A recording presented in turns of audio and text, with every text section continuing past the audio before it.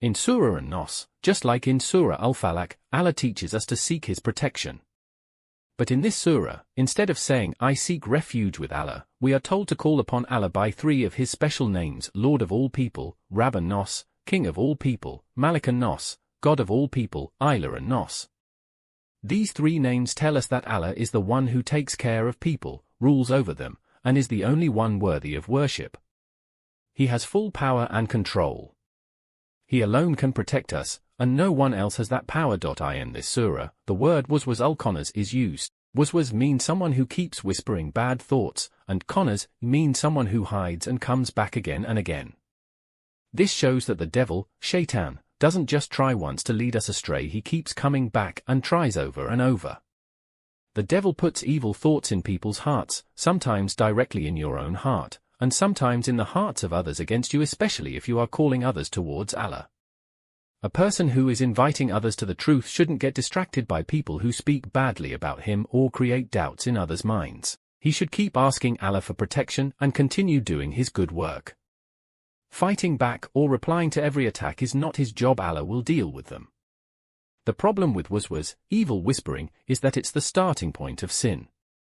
First, a bad idea comes to your mind, then it grows into a desire, then into a bad intention, and finally it turns into a sinful action. So, when we ask Allah for protection, we are asking Him to stop this evil at its very beginning.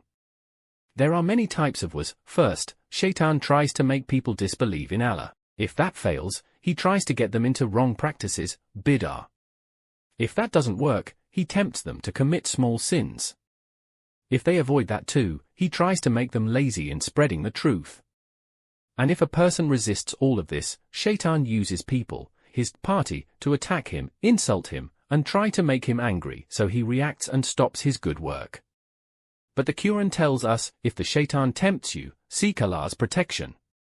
Surah Al-Aif, 200, and say, I seek refuge in the Lord of mankind, Surah An-Naas. It's also important to know that not only outside devils, shayateen, whisper evil thoughts, sometimes our own self, nafs, does too.